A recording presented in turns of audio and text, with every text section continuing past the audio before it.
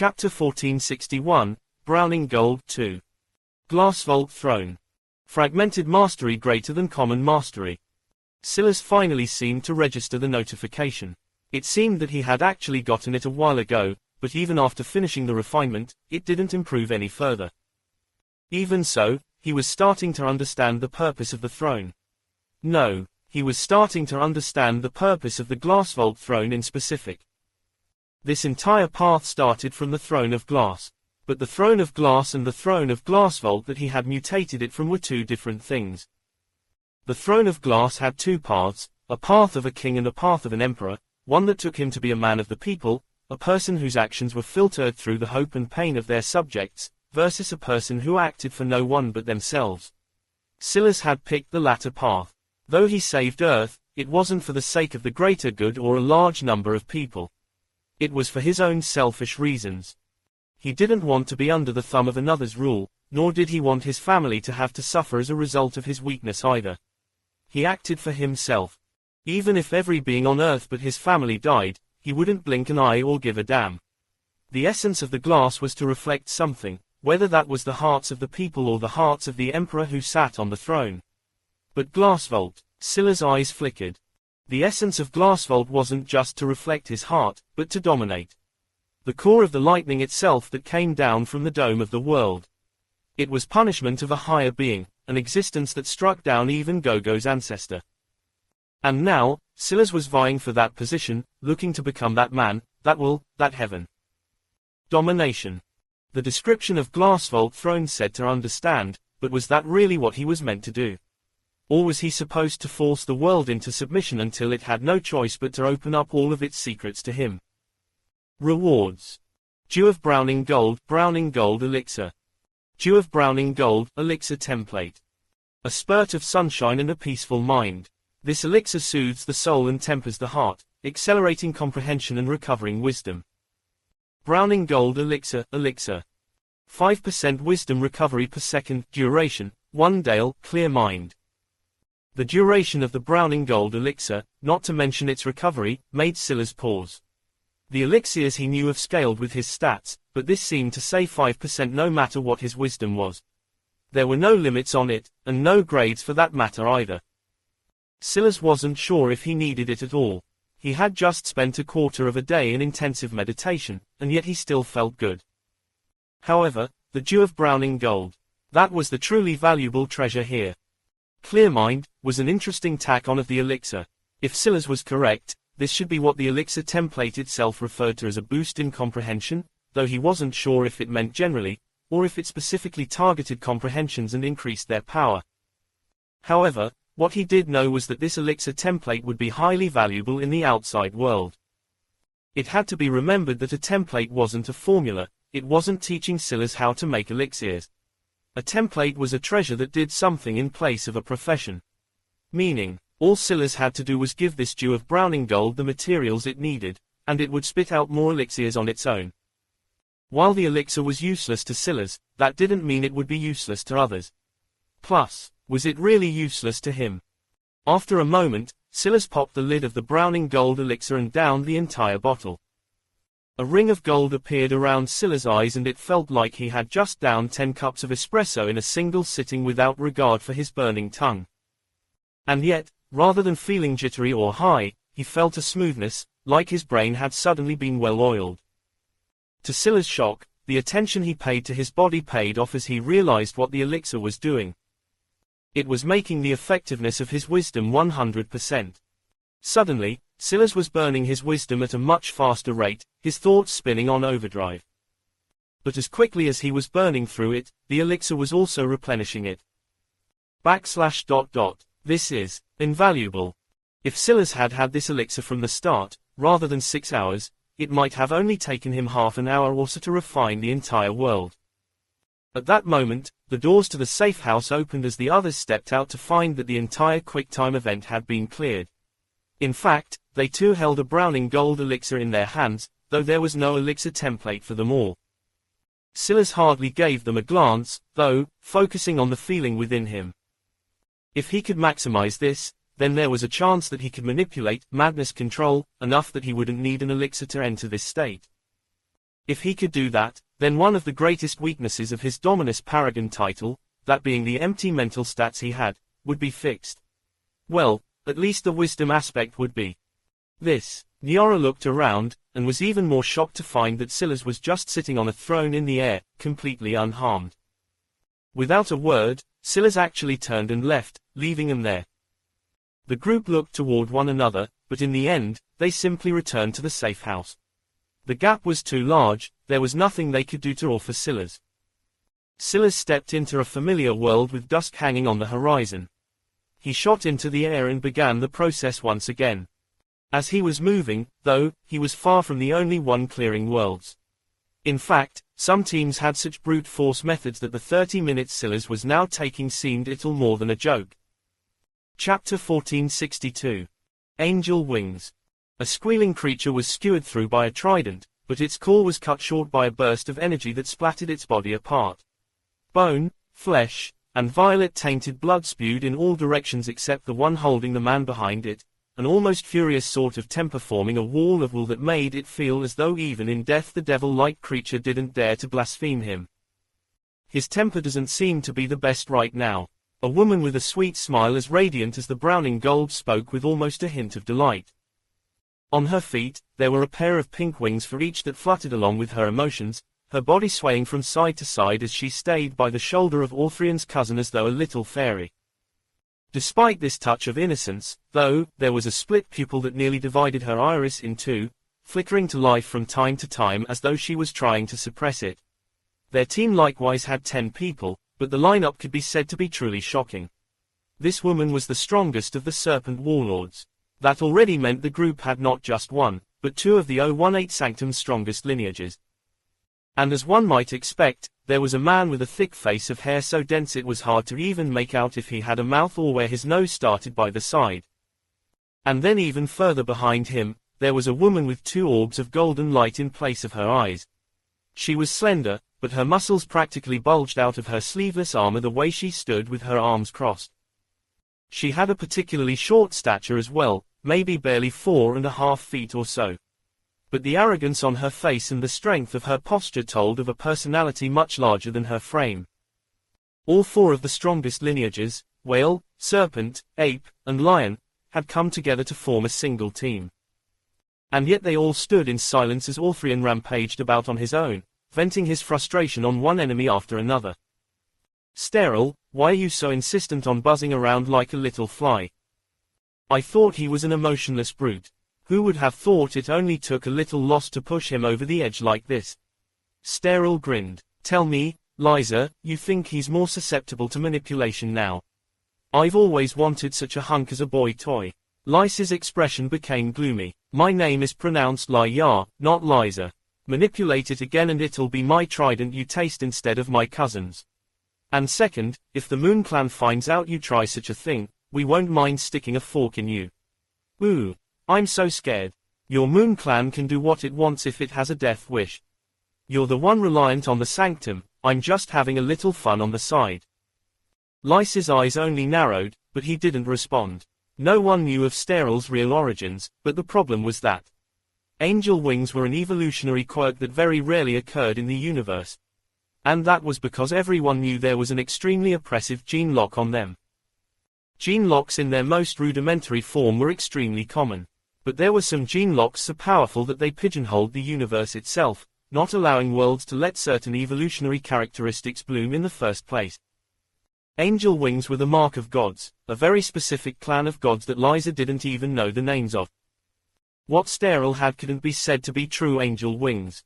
But even bastardized forms like what adorned her ankles weren't things that would be allowed. Unless she came from a clan that was immune to this universal gene lock. Now that was something they all very much feared.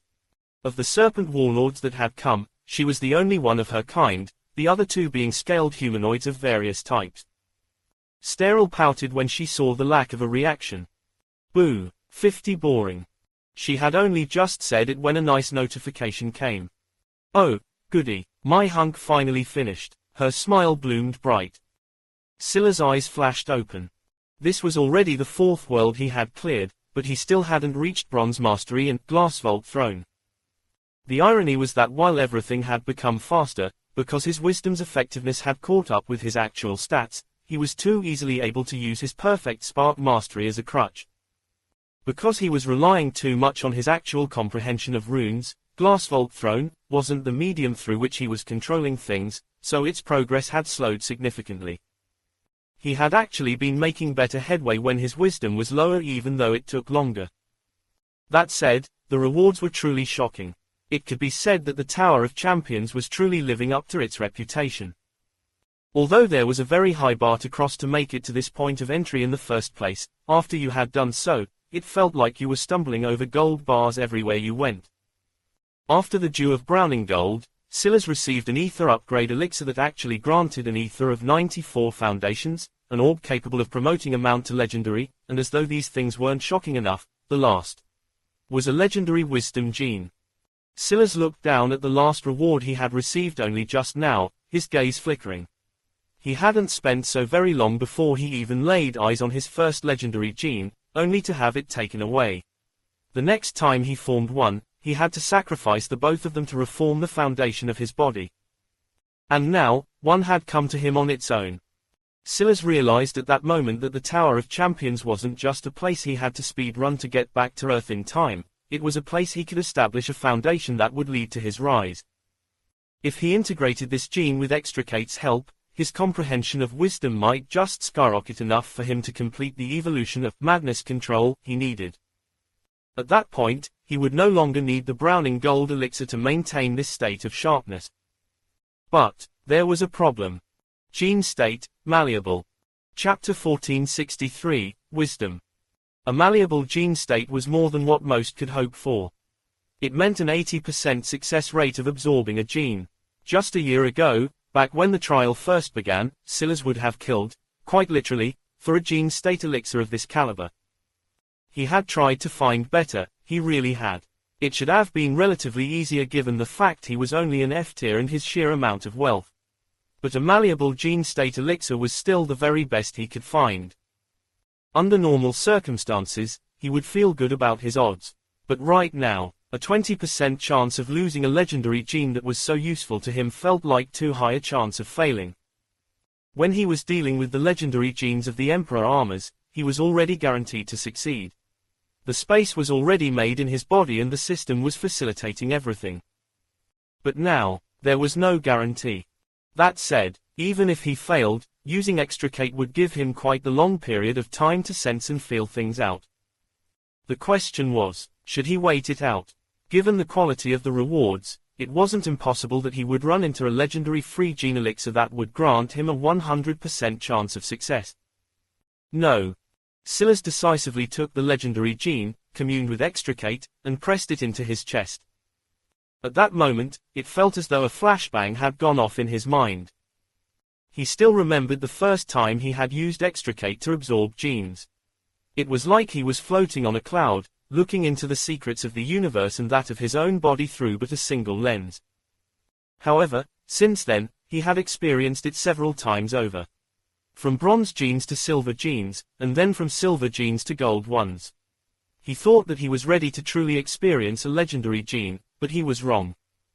It was on a completely different level, and it felt as though all of the other wisdom genes in his body were weaving into a single fabric, fusing together until... Bang! Silas shook, golden lines appearing across his body as though touching upon some form of absolute perfection. It wasn't just a vague feeling, it was his reality. All of the thousands of wisdom genes in his body really were feeding into his legendary gene, shrinking down and being swallowed up whole. It was like it didn't matter how many of them there were, like he was trying to compare something finite to infinity. He could have had several orders of magnitude more wisdom genes in his body and it wouldn't have made the slightest hint of a difference. That was when Silas understood. The body was never meant to have more than one legendary gene of a kind. The moment he absorbed a legendary gene, it was like it became the foundation of his stat, everything else becoming branching scaffolding coming from its strong base. The feeling was that of complete euphoria, and yet all of these realizations were grasped by Silas in a flashing instant, so fast that saying it was a mere fraction of a second didn't do it justice. That was because after he grasped this, Silas had already pivoted. He wouldn't waste time on such a feeling when there was something important for him to grasp right this moment. Wisdom. The difference between the three mental stats were always difficult to pass, especially if you added the wildcard tart was will on top foe that. But right that moment, Silas had never grasped it so clearly. The mind, not just its speed, but its elasticity, how fast it bounced back, how resistant it was to illusions and mental anguish, how sharp it was, how well it formed connections and recognized patterns. It was control over the body itself, it was more connected to the physical stats than seemed obvious. Muscle memory, reaction time, how well his body parts worked together, whether active or passively, whether he was awake or asleep. Silas exhaled a breath so hot and fogged in the air despite the temperature being relatively hot already. It was no wonder he couldn't make full use of his wisdom stats. His body wasn't nearly efficient enough to use it. Much like his muscles, his brain needed energy. In fact, it probably needed more energy than the rest of his body combined. But he lacked the ability to provide it everything it needed, so it had to shut down many of its abilities in order to not kill him. Ironically, this was his brain being quite intelligent and cautious. If he wanted his brain to maximize its abilities, it needed more ether, larger ether pathways, more branching paths of energy. He had been so focused on his body and feeding his muscles with the strength it needed that he never considered his brain itself. Had he ever once enlarged the ether pathways in his brain? Had he even known there were ether pathways in there in the first place? Was it even safe to start making changes to his brain now? Would he accidentally kill himself? The thoughts of insecurity and worry were fleeting, a buzzing fly such a large distance away he didn't even consider it for long. Madness control, F+, growth skill, progenitor mastery. Your body is your temple and it listens to no commands other than your own. Now you have grasped a much deeper meaning of this truth. Feeling the very essence of will and how it directs your body, you extend control from yourself much the same way you exert control over others. Talents, adaptation. The golden lines across Silas' body multiplied, growing so numerous it seemed he might break apart entirely. In his skull itself, those cracks were only more numerous, larger passageways forming that seemed to shrink Silas' brain. And yet, that would be a layman's view of the situation. Because while it was shrinking, the number of folds was increasing. Chapter 1464, The Power of Mastery. The golden glow around Silas slowly faded, his gaze becoming a bit dim. Then he stood there in silence, hanging in the air as though the wind beneath his feet was flat ground. Calm and almost gently, he breathed out. Slowly, his gaze regained focus and his expression sharpened. The first thing he did was open his status screen to see that he hadn't imagined it. All of his wisdom genes were gone, swallowed whole by his legendary wisdom gene. It shouldn't have been a surprise that he had successfully absorbed it given he had an 80% chance of succeeding, but it was a relief nonetheless. If he had missed out on something so great, it would have been a shame. He was in a situation too dangerous to pass up on opportunity because of such a small chance of failure. He had learned long ago only to maximize things as far as he could afford to. Surrounded by enemies from such powerful clans and organizations, he would be playing with fire if he held back now, especially since even failure would have come with great benefit. Silas was a perfect spark master now. Even if he failed with extricate, the insight into wisdom that failure would give him wouldn't end there. Silas flipped a palm over and the world shook violently. It was as though something unacceptable was happening, and yet Silas didn't care in the slightest. His eyes flashed, his new and improved wisdom pouring out one perfect stroke after another. He couldn't remember the last time he had spent so long on a rune, but it took him an entire hour before he had completed just about 10% of it and stopped. This wasn't because he felt he would fail, but instead because he had made it far enough to be confident that he would succeed. He could draw a perfect legendary wisdom gene. In fact, Silas had the ability to perfectly replicate any gene he had in his body right this moment. The only reason he chose to buy them instead was because it was a better use of his time since he was so rich. But there was no method of buying legendary genes. There was almost certainly a method of selling them though. It seemed that poverty wouldn't be something he'd experience. He couldn't absorb a second legendary wisdom gene because it would be redundant, but he could sell it, and if he could help his subordinates improve enough, he could create an unprecedented power. It took more than a single generation to accumulate, was it? Wasn't that what that Scorpion Emperor Sanctum Elder had said? Silas would see how long that opinion of his lasted for. Taking a breath and exhaling once again, Silas realized that the Browning Gold Elixir was no longer effective on him. Now, his baseline state was beyond his previous state with it in effect. His mind was now fully making use of all 320,389 wisdom stat points on his screen, and it made him feel alive. His reactions had never been quicker, his thoughts never swifter. He closed his eyes. He stood there for another full hour, not moving a single inch. And then, surges of gold suddenly began to spontaneously sweep toward him. Maddened Enlightenment, F, Gene Skill, Progenitor Mastery. You are deeply in tune with the madness of your ancestors. It helps you to focus, relax and form a oneness with the world. Understanding yourself is a form of peace, but understanding your place in the world makes you enlightened. Passively replenish ether at a rate of 7% per 10 minutes for every 1000 wisdom. Passively replenish wisdom at a rate of 7% per 10 minutes for every 1000 wisdom. Actively replenish ether at a rate of 30% per minute for every 1000 wisdom. Actively replenish wisdom at a rate of 30% per minute for every 1000 wisdom. The description looked very impressive. The so-called 1000 wisdom was actually based on Earth standards, so this meant that it should actually read, for every 1 wisdom, now.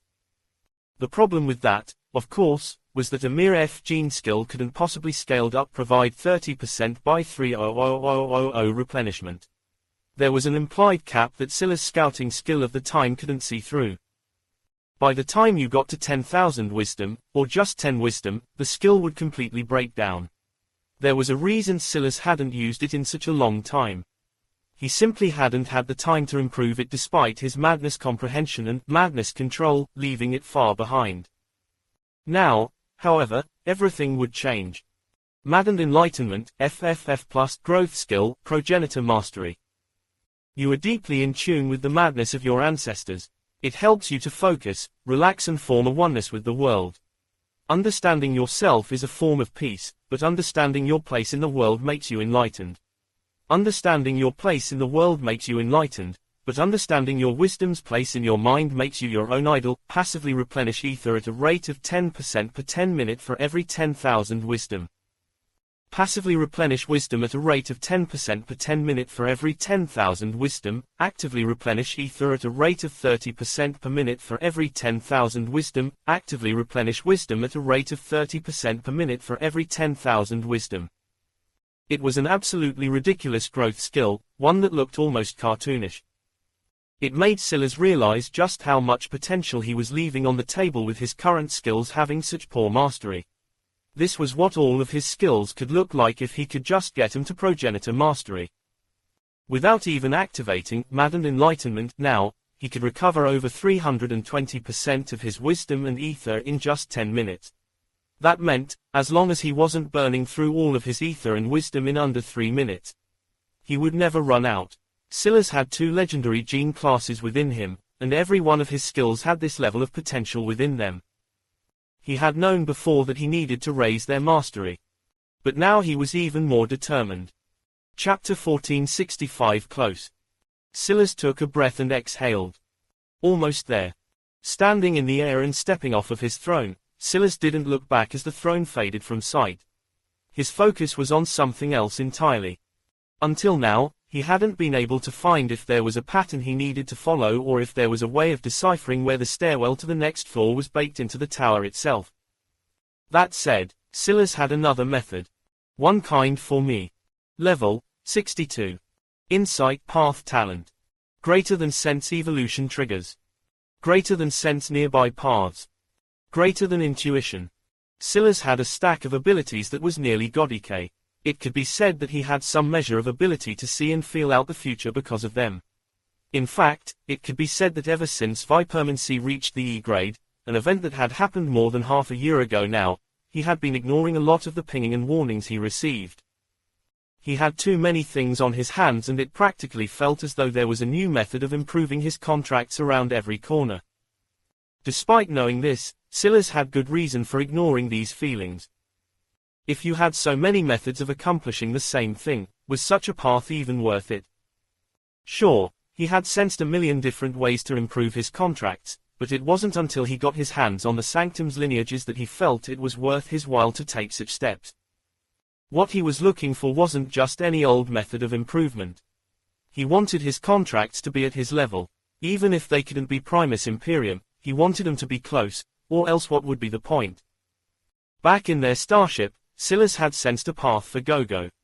But he had foregone going through with it, saying, not yet, because he felt that there was a way to make it even more perfect inside this dungeon. And now, he was using that feeling as a compass. What was interesting about following this feeling was that the actual compass in Silas' map was also reacting in kind. The compass pointing Silas toward the obelisk flew straight and true, while the compass pointing him toward Gogo's path of evolution was like a refinement. Sometimes the former would be a bit vague, making it hard to tell if Silas should be progressing through one territory or another. But because of the refinement of the latter, he was far more confident. Part of Silas wanted to simply speed through. Because he had the map on him, he didn't need to clear the events. But the problem was that the rewards given for the events were too great. He had had more improvement in the last day than he had even had using the Crucible. And it had to be remembered that the Crucible was a reward he had gained from literally fighting against the chosen of three of the most powerful organizations in the Milky Way. By comparison to that, this was nothing more than a walk in the park. I think that I should hurry forward now. Silas came to a decision. His feel from Vipermancy had skyrocketed after his wisdom's effectiveness shot through the roof. He could feel the direction he was meant to go in even more clearly now. The opponents he was going against were too powerful. Just like he had learned on Earth, trying to maximize every opportunity and every little advantage would get him killed if he wasn't careful. If he was too greedy and tried to clear more territories, others would descend onto the other floors before he did. Those floors would be more dangerous, and there would be fewer of them, increasing the chances of running into enemies. He would have to thread a needle, balancing speed with resource gathering. Silas stepped into another territory, this one covered in flames. Meteors fell from the skies like golden droplets of heat, and it seemed that this territory in specific was quite dangerous even if the event didn't immediately trigger. Weaving through it, Silas made it to the other side. He met the hexagonal territory at a point, the left and right of him carrying gates to two different territories. He glanced at the compass map and it was pointed straight ahead, making it impossible to tell which way to go. This was a scenario that had happened multiple times now. Because of the structure of the hexagonal territories, every other region Silas went through would be like this. If Silas didn't also have his Vipermancy path talents, he would have a pretty good solution for it. Instead of trying to meet the path head-on, he would approach it from an angle. Though that would require clearing more territories, it would also guarantee he'd have a strong sense of where he was going. Luckily, he didn't have to. Silas picked one and strolled right through it. Quickly reaching the end of it, he repeated, and then repeated, leaving a string of unconquered events behind him. I'm close. Silas could feel his luck almost whispering to him now. It seemed that whatever would help Gogo's evolution the most was on the second of the three floors, not the third. Otherwise, he wouldn't feel so strongly about how close he was. He had also been quite lucky. He hadn't run into any teams yet, so he hadn't been forcefully dragged into any quick-time event. Maybe Silas shouldn't have had that thought, because the moment he did it happened. Or, rather, after crossing just two more territories and feeling like he was right on the cusp of it. We're almost there, we should be able to meet up with them soon. Is this smart, though? The system isn't going to recognize us as a single team. They'll just pit us against one another, and they're far more powerful than we are. Aren't we sending ourselves to our deaths? Don't worry about that, the Oro have a way. Chapter 1466 Boros. Name, Sanzi Kot, Level, 50. Physical, 97,333, Mental, 79, 14, Will, 92,289. Sanzi calmed the rowdiness of his team. After his loss, they managed to make it through thanks to the team round that followed. Only 6 of their 11 made it through the night rounds, but their teamwork was beyond most others due to their special abilities, so the team battle round was more suited to their taste. As expected, they did well to make it through. In truth, they had always expected to have to do things in that way. It was just that Sanzi didn't expect to lose in round 1 before he even had a chance to feel out the rest of the teams. Even so, their purpose here wasn't really to win outright, it was to be the support of the Oro that had entered through a different horizon. The Oro were a B+ race that controlled multiple horizons, and they could be considered prime candidates for the win this entry, so long as an A-grade race didn't appear. What surprised Sanzi, though, was that they were being called forward much earlier than he thought they normally would be. 2 teams capable of communicating and working together in the Tower of Champions was usually a cheat code, especially in a territory battle like this one. However, acting on that advantage too early would make it less of one. The Oro should be using their Boros race as a method of checking what other regions the staircase downward might appear in. This way, they would be able to cover more area with less effort on their part, and they would know which regions they didn't need to waste time checking themselves. Of course, the pace at which the Boros cleared these territories was also much slower, so sometimes they were used as a Swiss army knife, to obstruct other teams or maybe aid the Oro in some sort of pincer attack. This time, though, they had received a message even before their tower entry and during the team battles. Unlike the preliminary rounds, tower entry wasn't uniform. Entry began as soon as the Knight and Champion rounds were concluded. Teams that failed both would then have to complete the team rounds for hopes at the final spots. This was the real reason Silas hadn't run into any other teams yet. Only the most powerful teams were scattered on the first floors right now, while the other teams were only just beginning to sprinkle in. However, no one had reached the second floor just yet. Unlike the other teams, or at least most of the other teams, their own was formulated by a cohesive group of Boros, each one of them a snake-haired people without the slightest hint of a serpentous aura. It was a feeling that had fascinated Silas once before, and it most definitely hadn't changed. How could they be so snake-like and yet not exhibit any of their aura? These weren't the worries Sanzi shared, though. Instead, he was tasked with the weight of trying to keep his team and that of the coming Oro happy. They could all feel that they were being used. But, what choice did they have, exactly? When a B+ race, especially one with bloodline suppressive effects on you, told you to do something, there wasn't much you could do to refute it. Okay, it's time to head out. We've rested enough. Standing, Sanzi made a move to leave the safe house. This was their second territory, and they had managed to clear it before he decided it was in their best interest to rest. If they delayed any longer, though, it would definitely make the Oro unhappy. Withstanding the glare from his fiancée, Sanzi looked straight ahead. Bluanka rolled her eyes and decided to stop complaining for the time being. She knew that Sanzi couldn't change anything even if he wanted to. Quote, "Should only be one more away," Silas thought calmly. He pressed a palm against an illusory wall, but he felt his luck shake the moment he did. It seems my luck has run out. Despite having this thought, Silas still pressed forward, stepping through. The world around him warped, and heavy rain was the first thing his senses picked up on before he even saw a thing. The ground beneath him sloshed about, swaying with his movement as though a thin sheet of water rather than solid ground. However, it was far more earth than liquid, having a muddy or water-sandy consistency that reminded Silas more of quicksand. The good news was that there was solid ground at just 6 inches. The bad news was that it seemed especially difficult to use ether to stand on top of this marshy slosh. Something was countering it, causing him to sink down to the real ground beneath. It limited his speed tremendously. Silas immediately made a move to fly, wrapping himself in his telekinesis to step into the air, something that was child's play to him by now. But the attempt barely made it an inch out of the ground when the heavy rain multiplied. Silas' head snapped outward to notice a peculiar sight above. The raindrops were falling as large as spears from the thick black clouds above, but they would separate, dividing again and again into smaller and smaller segments. The higher he went into the air, the thicker the raindrops were, and apparently, the heavier they were. Silas slowly touched his forehead and pulled his finger back.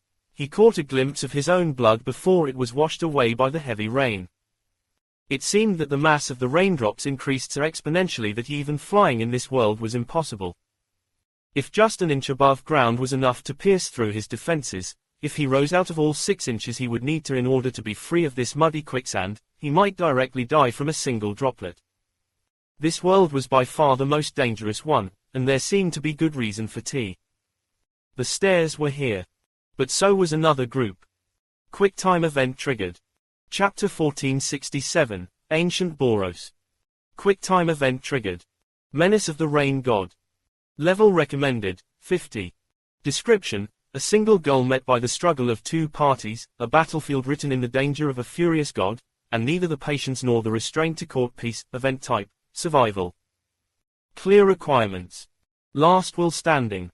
The flashing lights of the notification caught Silla's immediate attention, and he realized then that he wasn't alone.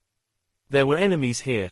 Silla's ether churned, and he was about to circulate his glass vault ether to quickly clear this world when he paused. His gaze tilted up to the skies, and a large rain droplet morphed into a humanoid before smashing down to the ground. Giants formed entirely of rain took shape, and their eyes glowed with rippling tidal waves of violet as they turned toward him. Rain God Split Avatar, FF. Level, 501. Physical, 220,000. Mental, 295,000. Will, 100,000. Silas paused for a moment and then chose to change tactics. Clearing this world wouldn't help him, it would make the environment a flat playing field, and that was no good for him. If anything, that would only harm him. The enemies he was facing now almost certainly had more people than him, and their stats were likely even greater than his own. Facing them head-on would be idiotic. What if instead? The split avatar raised its palm high into the skies and then smashed it down towards Silas. All of the rain droplets in the air froze in place for just a moment before they became as hardy and sharp as needles, falling from the skies above in an oppressive dance that closed off all avenues of escape. Sparks flew in Silla's eyes as he calculated something. High above, stored away in the heavy rain clouds, a throne of reflective glass and emerald green appeared. I don't need that long, Silas thought to himself. Then, he moved. Runes danced to life around him, his body shifting out of the way in a warp of space. He found that even his teleportation was slowed significantly, but he found the reason and counted with his runes, reading the laws of this world as though they had been inscribed into a book on the back of his hand. It took Silas no more than a single breath of time to rewrite one of the biggest disadvantages of this territory. Not good. There's another party in here, Sanzi barked. Cover me. It'll take a little bit more to send a message now with the added barrier of an event. Blue Anchor didn't complain this time, realizing the strain of the situation. The monsters in this QuickTime event were exceptionally powerful, even the average one having more than double their base stats. If they didn't work together well, they would be finished. The only good thing about these monsters was that, unlike real living beings, the stats they presented were basically their cap. They wouldn't be likely to have overpowered comprehensions, and they certainly wouldn't have treasures to bolster them. It was only because of this that the likes of the Boros and others of their level could even survive for so long in the first place. But now, they were really starting to be pushed to the edge, and this was just the first floor. Even if there wasn't another team here, calling forth the Oro might really be all they could do to survive. If the minions were this powerful, the main boss would only be all the more exaggerated. Slapping her palms together, a ripple of wool extended out with Blue Anchor as the center. Her hair danced with hissing serpents, her teammates reacting in kind with slaps of their own palms. If one had had their eyes closed, it would have felt as though they were reliving the same echoing sound again and again. Whether it was the height of the sound, the duration, or even the crispness, it felt as though they had all mirrored Blue Anchor perfectly. And as a result, their wills melded together into a single, perfect wall, their many bits, pieces, and divisions forming a singular mesh that mutated into an ancient hydra. A beast of multiple heads rose into the skies, formed entirely of woolen runes. However, what was odd was that these runes didn't seem formed by the Boros themselves, but instead by the world, as though they were borrowing their wills to trigger something very real and alive. It seemed that one of Silla's questions would be answered very soon. The Boros didn't have the aura of Serpentis because they weren't Serpentis, they were Hydras, descended from a vastly different line of genes that just happened to have some characteristics of convergent evolution. But if he had been present, he would have had another question as well. How were the Boros casting such complex runes without actually casting? And without the majority of them even being rune masters in the first place? Ancient Boros Hydra, FF. Level, 222. Physical, 350,000. Mental, 420,000. Will, N.A. The Hydra had so many heads they were impossible to count. It felt like every time one began, their eyes would blur and they would find themselves right back at the start. This was because they had an uncountable number of heads, a true representation of infinity. These infinite heads rose into the skies, rays of what minimal light there were shining through their bodies as they roared in unison. The fierceness of the sound alone painted the skies and shattered the nearest split avatar into a rain of droplets that left craters in the muddy swamp they all stood in. However, as quickly as these raindrop craters were formed was also about as quickly as they were swallowed up again. The irony of quicksand was that it actually worked quite slowly, but there was nothing slow about the process of these swamps cannibalizing themselves, swallowing the land whole and only leaving behind deeper trenches.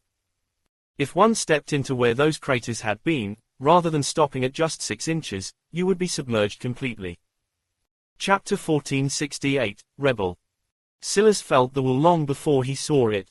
He was still hyper-focused on dodging when he felt the waves of endlessness. The moment he did, his eyes glazed over, his mind entering a state of epiphany and enlightenment that almost got him killed. Almost. A rain droplet fell from the skies and crashed against him, but the space around him also seemed to extend into infinity. As the droplet accelerated faster and faster, it only seemed to fail to get closer to Silas all the while, until it practically stopped moving entirely a full meter from Silas' head. Silas stood there in a daze, his will rippling. Infinity. How had he not realized it before? The laws of the universe, the fundamental realities that dictated everything and all, were built on certain constants that, if contradicted, could break everything they had come to know as humanoids. He was so focused on how those rules were broken at a quantum level that he had forgotten to see things from a macro level. Understanding how physical laws changed on the level of particles would undoubtedly bring his rune mastery to a shocking level. But why had he not focused nearly enough on how his spacetime affinities and progenitor flame abilities could be used on a macro scale? In reality, it looked as though he was already doing that. He was shrinking space beneath his feet, warping his own perception of time to accelerate his thoughts. He was even chrono and spatial casting. In fact, when he combined them, using his Archon casting, he could warp reality around his opponent, making them think up was down and down was up. In fact, that was how he had defeated the E-tier genius of the Chi Alpha during their duel. But to Silas, this had still felt a bit empty. It hadn't improved his battle prowess as much as he wanted it to. He still felt like there was more potential to be unearthed, and maybe that was the real reason he kept using his rune mastery so much more than his other skills, even though the latter needed to be improved as well. The moment he felt the concentrated will of the ancient Boros Hydra, though, it was like something had clicked inside of him. Maybe the most important constant in the entire universe was the speed of light. Breaking it would break causality itself. It would require infinite energy, create infinite mass. It could slow down time and speed it up, all relatively speaking, of course. These were the rules as Silas knew them as a mortal. But as an F-tier, things were slightly different. As an E-tier, they would be even just a bit more different than that. And as a D-tier. So on, and so forth. But if Silas understood these fundamental underlying principles in a world of F-grade runes like this one, there was absolutely no reason he shouldn't be invincible. Why should any one of these people be capable of touching him? Infinity. That was entirely under his control. Archon casting took the form of a tesseract, a fourth-dimensional construct. But from the perspective of a third-dimensional being, it was almighty, infinite, untouchable. By comparison, from the perspective of a fourth-dimensional being, the third dimension was as finite and easy to manipulate as a sheet of paper. Silas' eyes slowly regained their focus, and his will began to multiply. Once over, then twice, then thrice. They were more layered and more real than anything the Boros could manage. That was because Silas wasn't really splitting his will at all.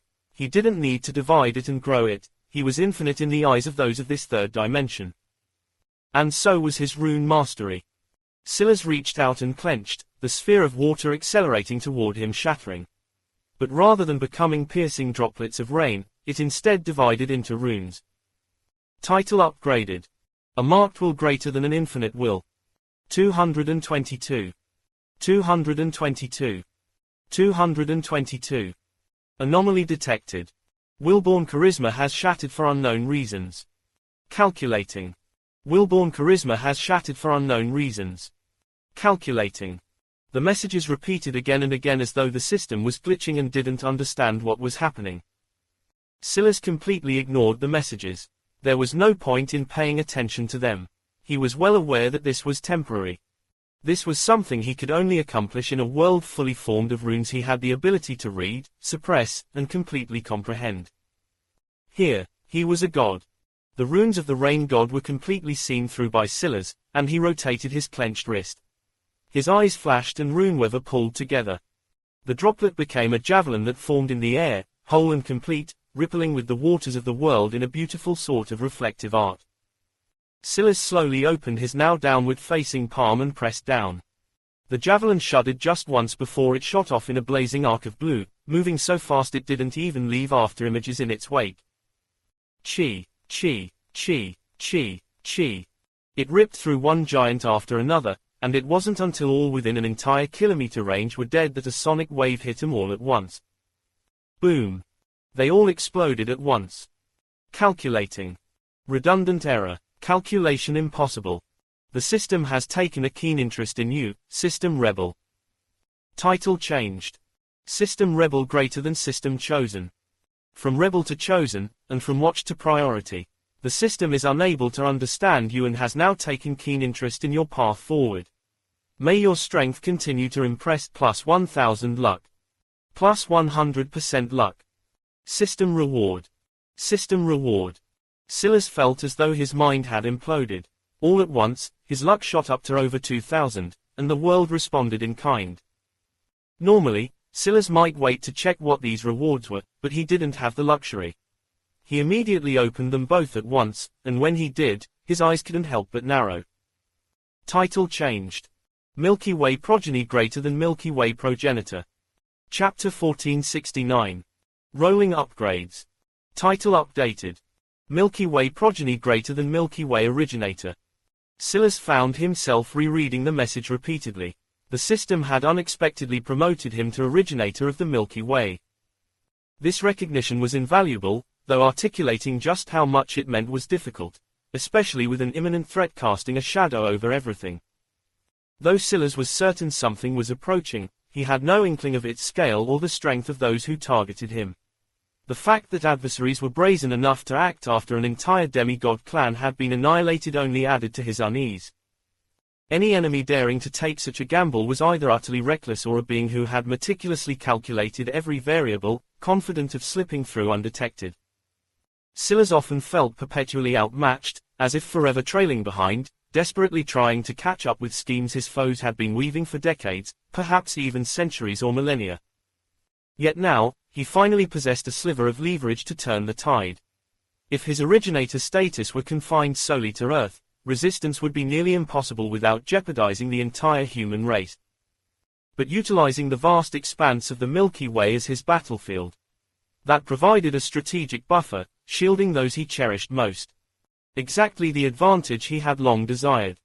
Silas shifted his focus to the details of his second system reward. Name: Silas Grimblade. Species: Human Simioid D.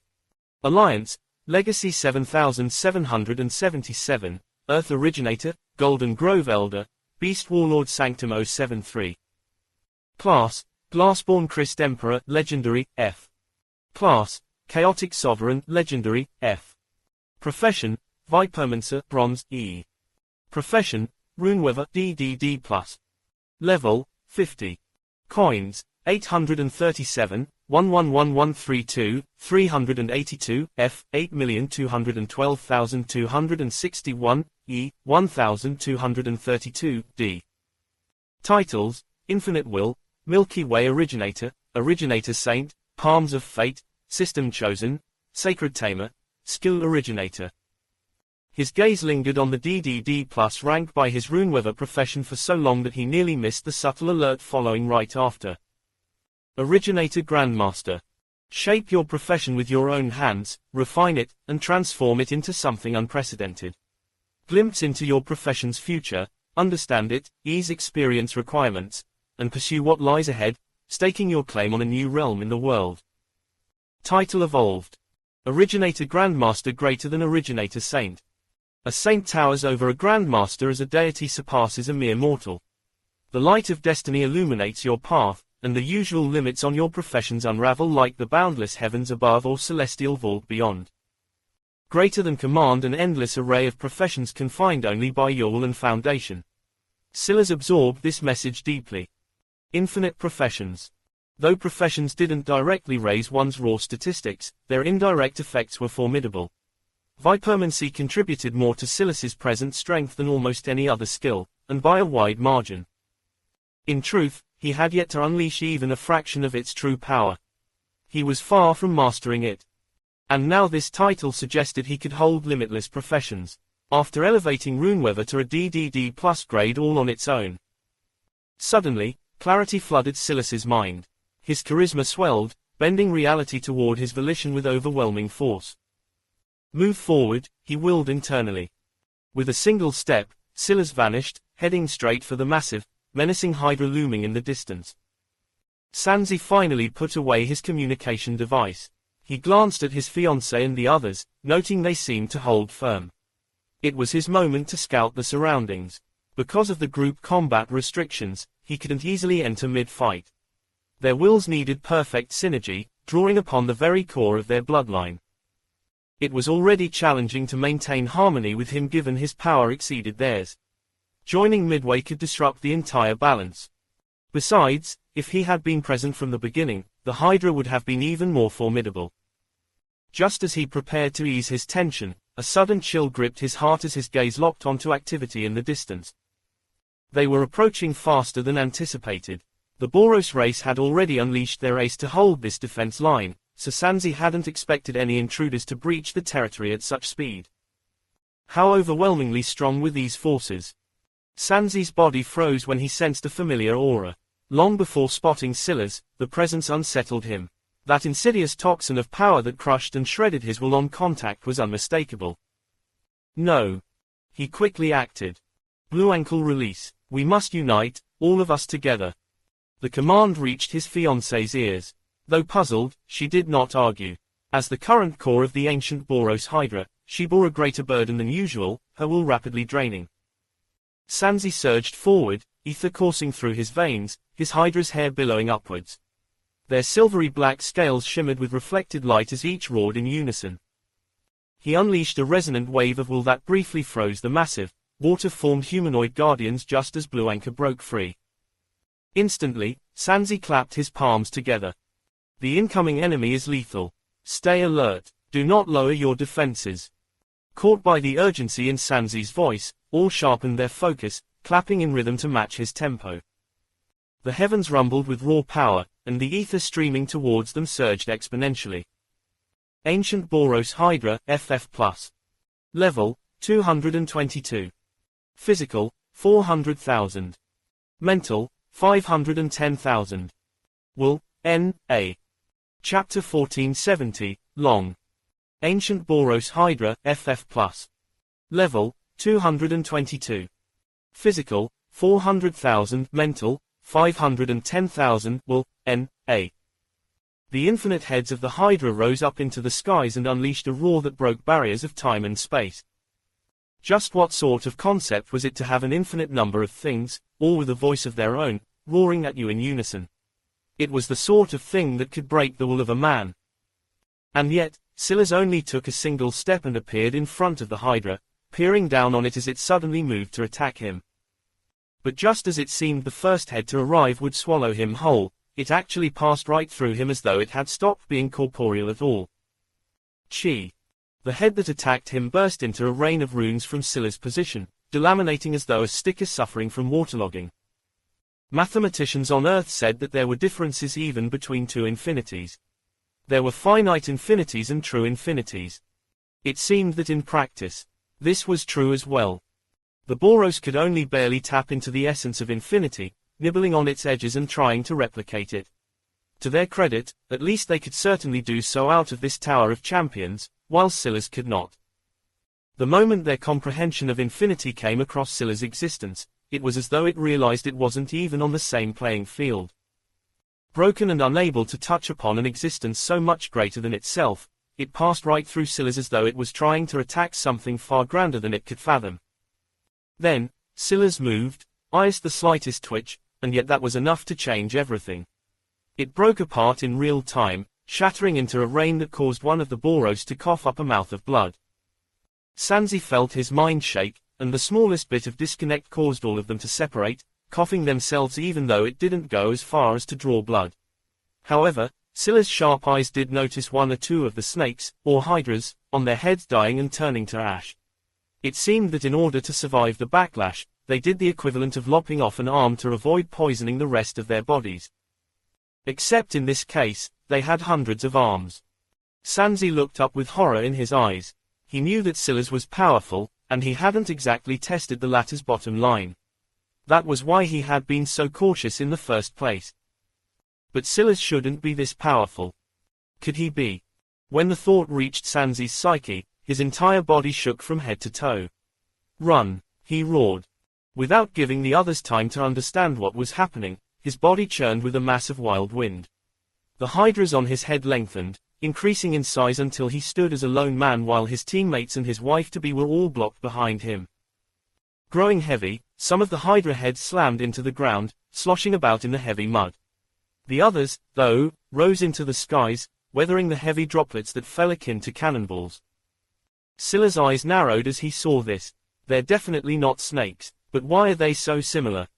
The name wasn't important. Whether Silas knew they were hydras or not wouldn't change the confusion.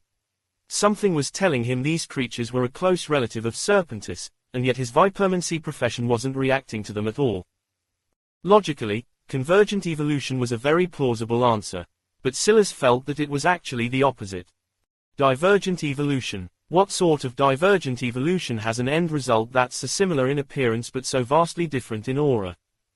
Silas' head tilted to the side the slightest bit as the countless eyes in the skies all trained their attention on him. At that moment, a wash of wool poured forth, one assault after another coming from the serpents as Sanzi slapped his palms together and roared.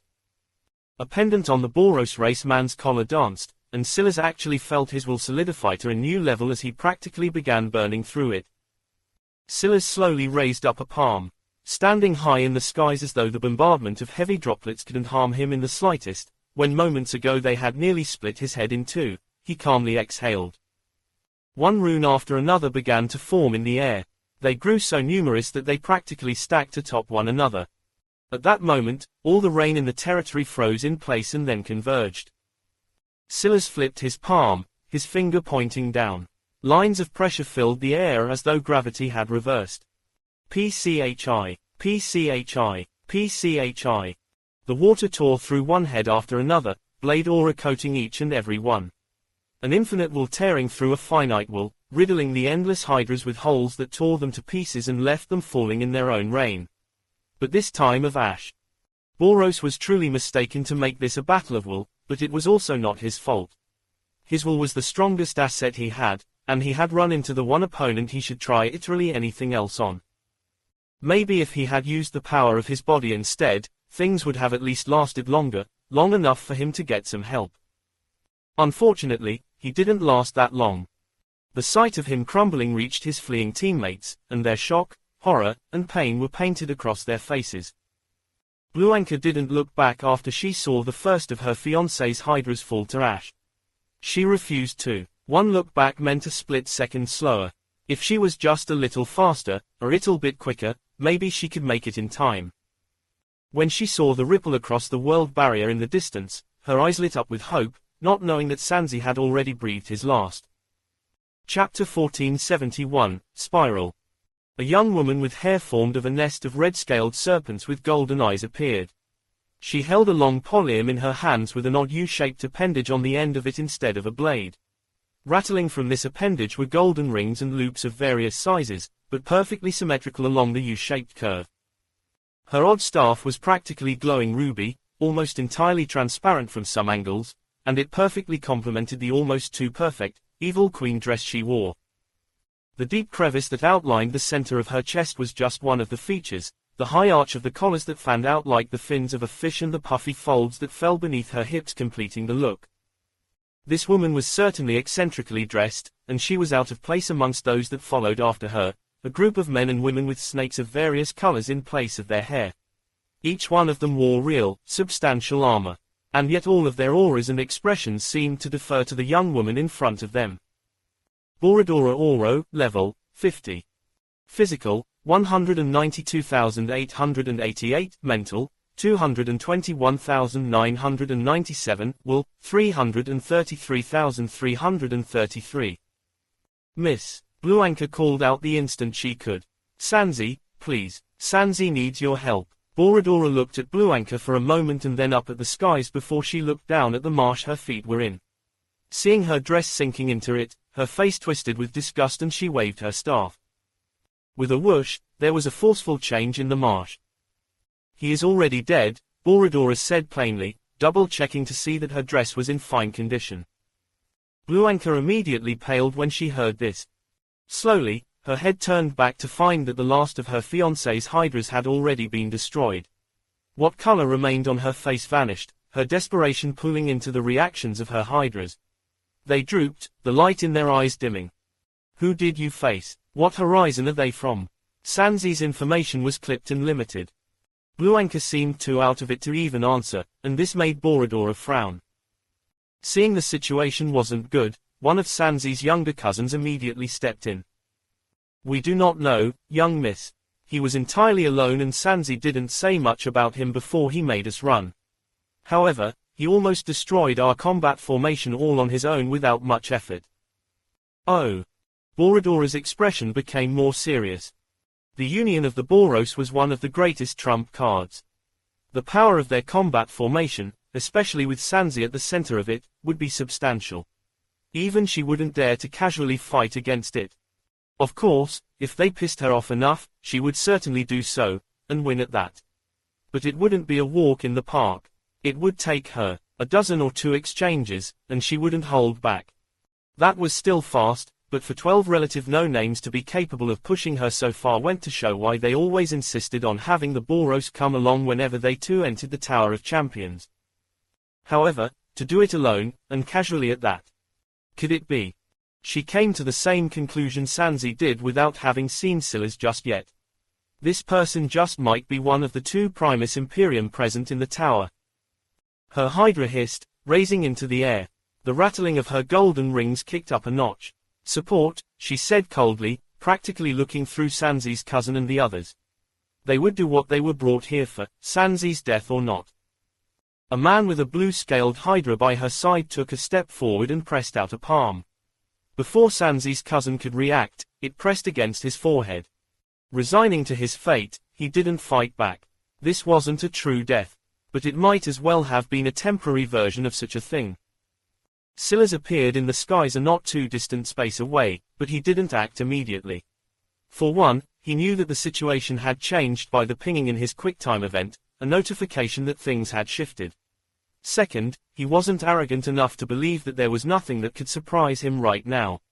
And third, what he was seeing reminded him of a very familiar ability. Total Merge. Silas' first realization was that they were using a Total Merge-like ability to hide their presences. This way, these two teams could act as one without having to worry about the QuickTime event pitting themselves against each other. Just the fact that something like this was possible made Silas realize just how many wide and variable abilities there were in the universe. He reached a hand forward to attack. He wasn't just going to stand here and let them do as they pleased. Being cautious was one thing, but being stupid was another. The instant he showed signs of movement, though, the blue-scaled Hydra young man flashed through the skies. Wielding a heavy halberd, he descended from above Silas, who was already standing quite high in the air. Silas' gaze flickered and his body seemed to split into two mirror images. Both clones drew a hand in the skies and the water converged, forming a pair of shields that blocked the halberd. Reality snapped and then Silas seemed to become just one man again, and yet the halberd still faced a shield that was twice as powerful. The young man felt his wrists rattle, shaken by the blow. It was nothing but the water that fell from the skies right above them, and yet in Silas' hands it had practically become the world's most impenetrable shield. Before the young man could even process what happened, danger warning signs were blaring in his head continuously, flaring so many warnings he didn't even have time to field one before another was coming, and then another, almost as though in an infinite death spiral. Chapter 1472, Overloaded. Overloaded, the Oro, with a head full of blue-scaled hydra, didn't even know when he died. When his eyes cleared, he found a claw phasing through his chest, splicing into his cells as though vibrating its way through, and then suddenly solidifying. Blood spurted, and crimson bubbled up from his mouth, spilling over his jaw and falling in a waterfall. The eyes of the Oro suddenly widened as he snapped out of it. His will surged, and his body sent out a wave of violent aura in all directions, only to find that he had been trapped in an illusion of what might happen, as though Shreedinger's cat. However, when he picked the path of life, he found Scylla's fist right in front of him. He hurried to try and dodge, but as fast as he was still a beat slow, the side of his nose and a single cheek suffering a devastating blow. In that moment, his entire world was consumed by the sight of Scylla's eyes. His charisma pulled him in until his senses weren't capable of feeling anything else. Just what level of rune master was this? This wasn't a battle against a man, it was a battle against a god capable of bending reality itself. He barely completed the thought before his head snapped back in pain. Green flickered along Scylla's body, and he was instantly coated in his F-grade and E-grade Scorpion Warlord armors. They melded into one, and the latter took another step forward. Before, it provided him just 20,000 physical stat points when combined. Now, it had been doubled as his mastery took a step forward, leaving breath behind and entering flesh. The world felt as though it was in the palm of Scylla's hands, his body flowing faster than it ever had before. It was still too slow to keep up with his mind, and yet he was so far ahead of his opponent it didn't seem to matter. He saw counters and counters to counters. He played a game of chess 100 moves ahead, his body twitching, dancing, and shifting to timelines that his opponent hadn't even felt play out yet. But he had. His opponent was more than twice as fast as him, more than twice as strong, and had treasures and trump cards an infinite span beyond his adornless body. Yet, it looked as though Scylla's was taking a stroll through the park, dodging before punches were thrown, attacking locations without opponents, only for them to suddenly appear in his path as though to present themselves to death. The combination of strikes started with just a single punch, but the moment it began, it was as though the blue-scaled Oro was trapped in an illusion he couldn't peel himself out of.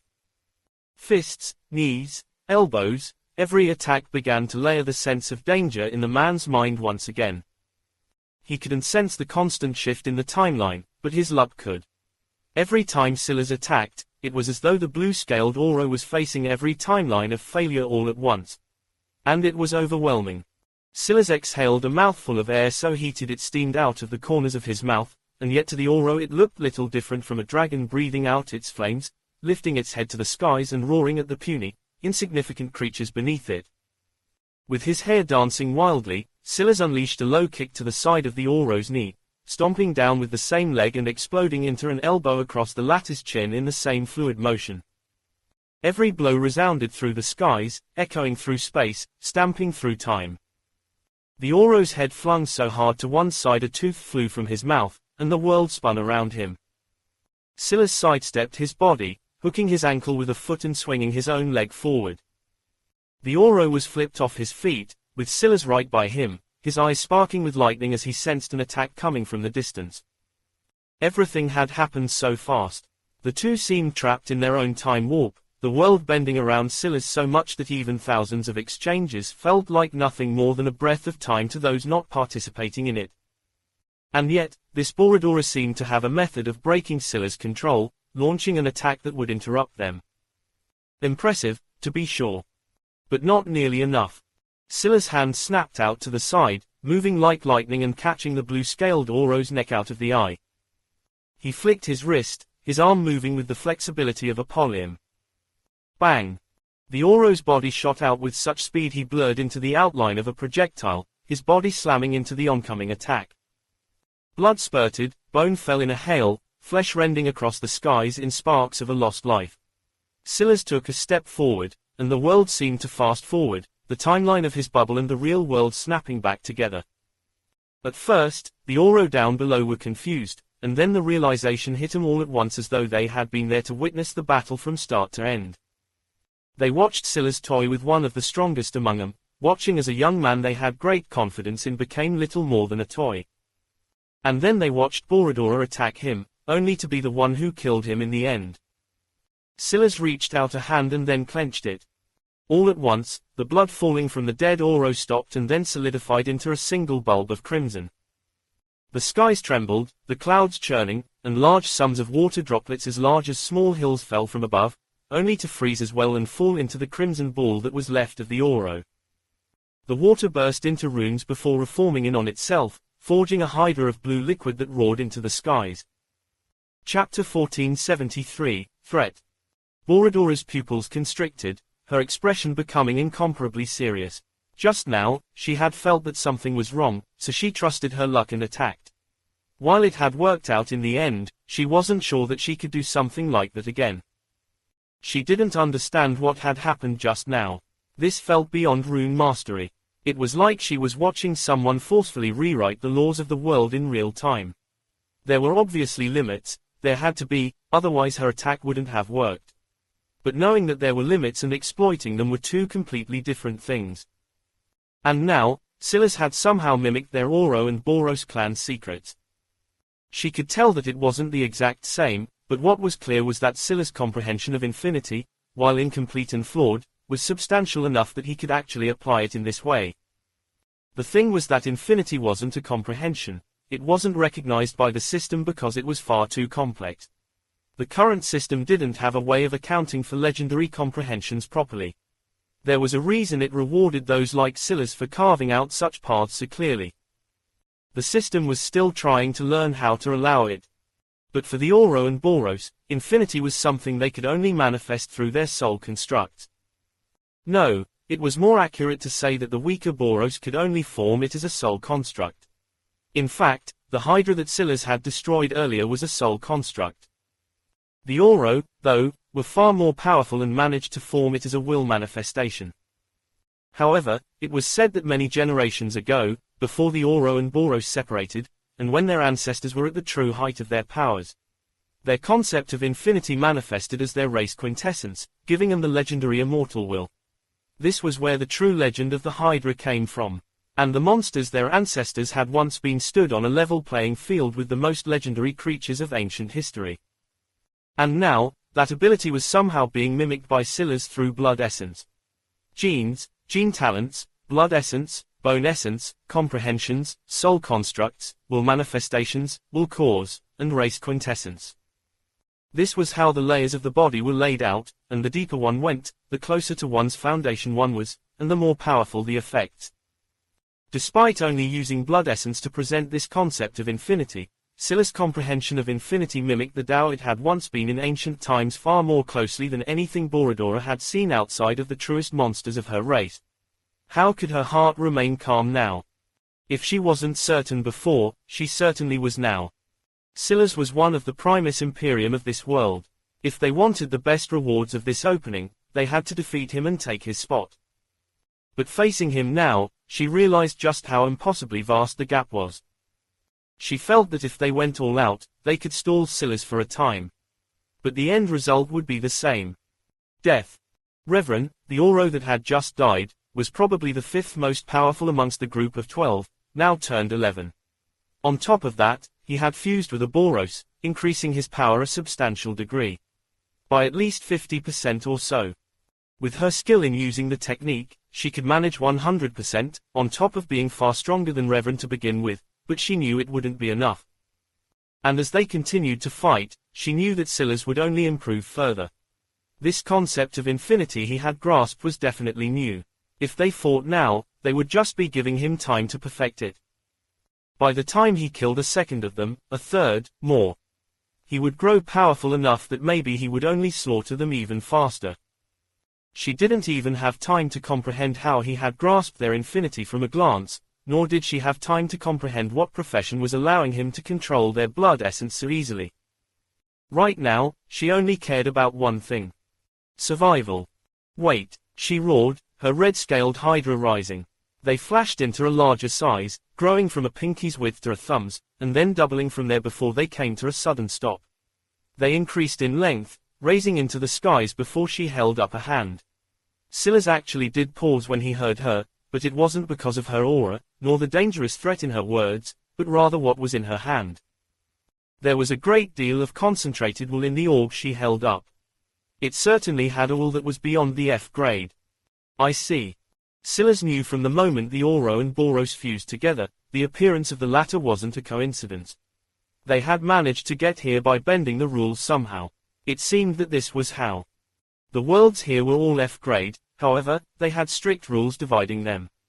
If not for his map, a reward of the legendary system, Silas wouldn't be able to see through the mic he had. In fact, if not for the fact his luck had been so low previously, Silas could have had a map of the entire floor, or maybe all the floors at once. This aside, the point of this train of thought was the realization that this Tower of Champions was definitely a remnant of the previous legendary system. As such, the control the current system had over it wasn't perfect and could be manipulated. The Oro's method was bringing in a treasure that amplified their wills to a level beyond what the floors were designed to handle, allowing them to pierce the protective barriers and link with one another. Understanding this, Borodora's threat was obvious. It was either Silas do as she said, or she would tell everyone that the staircase to the second floor was located in this territory and that the Primus Imperium they were looking for was right here. Chapter 1474. 1/3. Silas looked at the orb for only a moment before he turned his gaze to look into Borodora's eyes. Are you under the impression that I fear your threat? In that moment, Borodora felt as though Silas' voice was unlike any man's she had ever heard. It was deep, though not the deepest. It was calm, but it had a hidden edge to it that reflected across those equally calm eyes. It was soothing in an odd way that made you jolt, fearing that you might relax so much that you could very well lose your own life in the very next moment. It was a voice laced with confidence, indifference, a complete disregard for threats she had made or could make. Silas hadn't summoned his crown of broken, bloodied swords, but at the moment, he embodied a Primus Imperium far more than any story, any legend, any random stray thought Borodora had ever had. She could only describe the simple words with a single line. Suffocating. Her breath hitched in her throat, and her will threatened to wane. She had never felt so small in her entire life. Maybe she wasn't the very best the Oro had to their name, but she was still amongst the top 5 talents of this batch of F grades they had produced. She had pride of her own, and she had hoped to use this trip to close the gap between herself and that man. Only to realize that there were far more races to run than just that one alone. And just as many runners on the track. Silas' hand trembled just the smallest bit, and the Hydra behind him roared once more. In reaction, the Hydra that adorned Borodora's hair shrank back, their wills waning as though flickering flames in the wind. Escape. There was no fighting this man. They had to escape. Borodora didn't even realize that the moment she made this choice, she had lost the right to participate in the race she had always been so keen on. And in her lifetime, those lofty tiers of will were ones that she would simply never achieve. A pulse of radiance came from the orb she held, and in a flash, the Oro were all gone. The Boros that they had fused with were likewise nowhere to be seen, likely dragged out along with them. Silas didn't move. He knew that he couldn't stop this. As powerful as he was now, he was painfully aware that he could only exert this level of power and control because these were F-grade worlds formed by F-grade runes. This was also why his will could be infinite here. The will in that orb was beyond the F-grade. He couldn't exert as much control over it. Although his own rune mastery and wills could exhibit prowess of the E-tier, this wasn't comparable to what he could do in the F-tier. His E-grade rune mastery was barely at flesh mastery now, and that was a breakthrough he had only just had. How could he exhibit the prowess of a perfect spark master with it? But it didn't matter. It was impossible for Borodora to alert others of where the staircase was now, because after Silas used it, the location would change. Her threat was mostly empty unless she was actually here to weather the storm and stall his chances of entering the second floor. But since she hadn't dared to do this, the information on the location of the entrance was worthless. What was more important was information on who one of the Primus Imperiums was. But Silas also didn't give a damn about this. If he ran into another group now, would they just sit idly by and let him escape? He would be trapped into a quick-time event with them no matter what. All in all, the moment Borodora ran away was the moment she failed to maintain a semblance of control over Silas. The only real shame was that Silas didn't get the chance to study them as much as he had hoped to. That said, Silas looked at the Hydra above his head. The remains of the Boros and Oro fusion he had just killed were still here. Maybe there would be a way to see through them a bit more by studying those runes. Surprisingly, they did have gene locks that went far deeper than their gene layer, and even went down to the race quintessence itself. But they were splintered and broken, almost as though worn by time. This was how Silas was able to exert a level of control over their blood essence. While Borodora believed his Infinity Tao was limited because he had a fragmented understanding, the truth was that it was only a poor reflection of his understanding because of these locks. He had only just had the thought when he finally read his notifications. QuickTime event cleared. Congratulations on being the first to find the entrance to the second floor, system-wide message. Primus Imperium Silas Grimblade has left you far behind. Rewards. Reaper Sealright 1/3. Silas stared at the rewards for a long while, his eyes focused. Despite seeing the system-wide message, he hardly reacted to it. He didn't care that there were certainly others running to find the new spawn location of the entrance as well. He just didn't give a damn. Whether they made it or not didn't have anything to do with him. He was confident that he would be the last one standing no matter what. Plus, he still had to find the second Primus Imperium. Otherwise, it wouldn't be possible for him to receive that maximal award. Now, seeing this reward right before him, even if he wasn't already insistent on receiving those top-tier rewards, he certainly was now. That was because unless he could do this, there was no way he would get the final third of this reward. He was as sure as the luck pinging him right now. Sealright. He had heard of them. They were simultaneously the most important and the most mysterious profession in all the universe. Sealrights were the reason for the existence of gene locks. Chapter 1475. Overfeed. Silas didn't need to be a genius to know what he had to do. If he wanted this reward, he had to be the first to get to the third floor, and then, to get the last piece of it, he had to come out on top. Maybe if he failed at any one of these steps, this opportunity would slip right through his fingers. Do you know anything about this profession? Silas slowly asked. I can tell you about Sealrights if you want. But if you want to know about a Reaper Sealright, you're going to have to give up one of those legendary genes you come across eventually. Silas' gaze flickered. Give up one. He could just create one. It was just that he didn't have enough time right now. Or did he? His casting had taken on a completely new level of manifestation. Silas raised a palm into the air, and his will pulsed. All of a sudden, a rune of complex origins began to form from all directions, all at once. Before, Silas felt that it would take him half a day to complete just a single legendary wisdom gene. But now, at least in this tower, without the will of a much stronger world imposing itself onto him. A single instant of time. Chi. A blinding radiance shone through the world. The little girl appeared outside of the madness key for the first time in a long while. But Silas felt that she probably only existed in his perception, just the same way no one seemed to be capable of sensing the existence of the madness key or the scorned wraps. Though, there was that one time a group of demons came quite close to sensing the scorned wraps.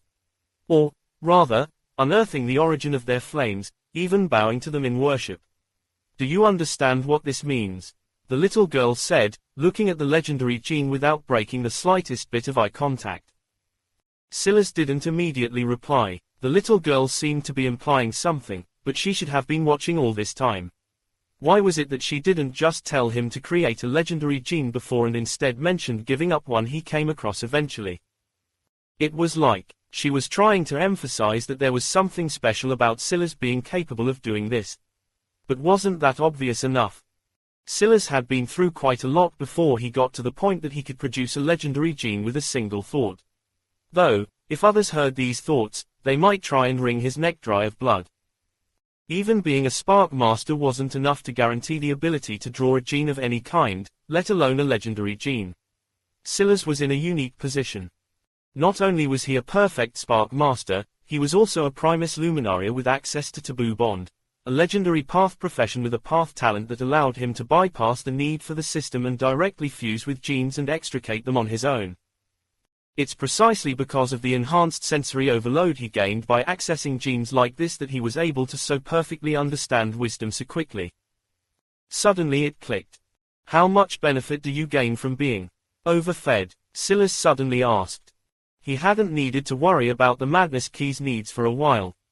Every time he leveled as a Madness Disciple, it reset as well. But the most important key to it all was that so long as he was in the F tier, it only needed F-grade genes. It had never once, no matter how high the gene count it asked for asked him for an E-grade gene. However, this seemed like an artificial cap of sorts. It was obvious that the little girl could absorb far more than that. In fact, if Silas was correct, even absorbing E-grade, D-grade, maybe even S-grade genes wouldn't be even a remote issue for her. That was to say that it was Silas limiting her right now. You finally asked. She smiled. I'm not allowed to tell you unless you ask specifically, but we Madness Key spirits all have different requirements. I come from the Gluttony Altar, so I ask to be fed. Others ask for other things. If you meet the bare minimum requirements, everything can proceed naturally. But there is a path to go above and beyond. Silas frowned. She wasn't allowed to tell him unless he asked explicitly. Meaning, this helps you more than it helps me. Hey, that's not true. It definitely helps you, she hurried to say. You're also not in the Madness Key of your own volition. An enemy of the Madness Disciples. A failed Madness Disciple, maybe. The latter makes more sense since gluttony seems to come naturally to you. Trying to fit someone without compatible wouldn't make much sense. Stop deducing, damn it. The little girl put her hands on her hips, glaring at Silas practically nose to nose. It does help you. You've probably already guessed it, but the requirements for upkeep drop every time you level up as a Madness Disciple because you move up the priority list. It takes a lot of energy to sustain the Scorned Wraps and the Madness Key, so only those worthy get to continue, while those who aren't are devoured. That's what you're in danger of every time you miss a feeding period. So you should be thanking me. I saved you from that fate once already, you cocky bastard. Silas nodded. She had done that. After he accidentally touched on a taboo, the Madness Key had to expend more energy to shroud him from the system, so it required a greater payment. The little girl rolled her eyes. The only good thing about Silas was that he didn't deny stuff like this. If you give me excess legendary genes, it really will only help you. I can lower the requirements for you to reach Tier 5 and Tier 6 Madness Disciple, and you'll be able to reach it in a very short time. Those upgrades, you don't want to miss out on them. Chapter 1476. Chains. Progress to Tier 4 Madness Disciple. Greater than, feed Madness Key F-grade Legendary General greater than, accumulate 100,000 taboo points, complete, greater than, less than, N.A., 100,000 greater than, unlock Seed Essence, complete. Now, Silas could become a Tier 4 Madness Disciple whenever he wanted. He had long crossed the taboo point requirement because of how he had enraged the all-seeing eye of the previous legendary system. As for Seed Essence, he didn't really know what it was, but had ironically cleared it because of the formation of his true pride seed. It seemed to manifest with Seed Essence already completed. The last thing that was needed was the legendary gene. Of course, he had already fed the Madness Key a legendary gene before, but that had been to get it to answer a question. Much like the gold gene he had fed it to reach Tier 3, the gene he fed to raise his tier had to be used for that purpose exclusively. Every time he upgraded, the power of the Scorned Wraps increased substantially. And honestly, the more powerful the geniuses he came across, and the stronger their backgrounds, the more Silas realized just how invaluable the Scorned Wraps were to him as the only real treasure he had. Right now, thanks to them, his constitution was effectively over 100,000, and that was basically the only reason he could fight these battles without being instantly turned to minced meat. Not to mention the boost it gave him in killing those beyond himself by just throwing them. What sort of boost would it give him at Tier 4? Before Silas questioned the little girl any further, he passed the legendary gene over. Send me to Tier 4, he said calmly. The little girl's eyes flickered, but it was her duty to do this much. There will be some issues, she said eventually. Is it because my seed essence isn't gluttony, but pride instead? Sometimes it's good that you're smart. And I assume that if I help you by overfeeding, you can help me manage these problems. Yes. Which probably means that the stronger you become in relation to myself and my control over gluttony, the more control of the madness key and my path you have. This probably means that there's a path for you to replace me as the gluttony disciple by swallowing me, is that right? The little girl fell into silence, but that silence was as good as an answer. She knew from the start that hiding something like this from someone as sharp as Silas would be impossible. Silas had ended up becoming a gluttony disciple, but he was much better suited to pride. To make matters worse, because the true pride seed had manifested within him on its own, it made it even harder for him to sense gluttony properly. He was no closer to reaching seed essence in his gluttony seed than he was the day he became a Tier 3 madness disciple. In fact, he was closer with his lust seed after he had successfully used it to completely refine his foundation. In fact, he only needed 1 or 2 more experiences like he had had with the demoness to succeed. But she had never said this explicitly because he never asked. Unfortunately for her chances at consuming Silas' path, though, she had never needed to. Silas could feel these things himself, and though she had saved his life and helped him more than once, she knew that he had never trusted her. This simply wasn't a man you could manipulate with emotion. This was the fate of madness spirits, those that had lost themselves to sin. They needed a host powerful enough to upgrade the madness key to give them a chance. However, if this person was too powerful, they might never get that chance anyway. Silas was so perfect because he wasn't well tuned to gluttony, but he had shocking talent on top of the fact pride would obscure his path even further. That was all to say that even if this was an open secret, it didn't matter. Things would still progress the way the little girl hoped. Even if it wasn't now or any time soon, there would come a moment when Silas couldn't bridge the gap anymore. That would be her chance. This was the path of sin, the fate of madness disciples. There was no such thing as helping others out of the kindness of your heart. Whether you were a spirit bound to a treasure or not. Threshold reached. You have been awarded Tier 4 Madness Disciple rank. Taboo threshold raised, Madness key upgraded, Scorned wraps upgraded. Scorned wraps, incomplete treasure set. A cursed treasure scorned by the skies themselves. In its presence, your body cannot be adorned by armor, and your hands cannot be graced by weapons. The madness is relentless, and its fury scorns the world in return. Curse status, cannot be unequipped. Plus 100% constitution. Ability, will extension, ability, will hardening. There was a rattling that suddenly filled the air. The scorned wraps changed. Though the wrapped bandages themselves remained, chains began to appear around them, tightening around his wrists and feet. With a thought, the chains danced in the air much like the bandages had been able to. But the difference, Chi. They cut down through the air, whipping out with a vicious, hard momentum. The little girl watched to the side with an odd expression, as though there was something she didn't understand, but this time, Silas didn't seem to notice her at all. Is this will hardening? Silas' eyes narrowed. Interesting. Until now, the scorned wraps were purely defensive, but now they seemed to exhibit some attack prowess with Silas' telekinesis. The weight of the chains themselves was entirely dependent on Silas' telekinesis as well. They could be as light as a feather or as heavy as mountains. However, Silas was a bit confused as well. The little girl had told him he should never think of the scorned wraps as treasures. She had said the sooner he thought of them as the chains they were, the safer he would be. But no matter how he looked at it, he simply couldn't see the downside. A chance to kill any and all existences regardless of power in exchange for never being able to use another treasure was worth it. No. What was he missing? Chapter 1477, Seal.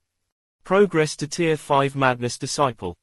Greater than, feed Madness Key F Grade 100 Legendary Genes, greater than, accumulate 10 million Taboo Points, complete, greater than, less than, N.A., 10 million greater than, unlock Seed Manifestation.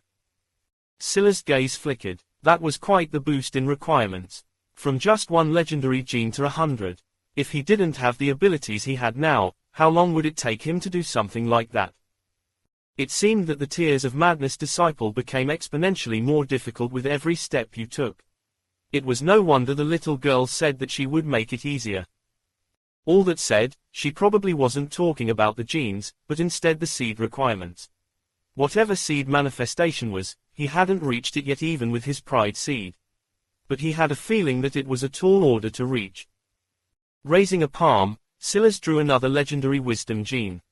Tell me what a Reaper Sealright is. You know what a Sealright is already. A Reaper Sealright has a special connection with life and death itself. They can not only feel seals but feel what extends beyond them. The strongest Sealrights imbue their locks with wills of their own, and these wills are passed down from generation to generation.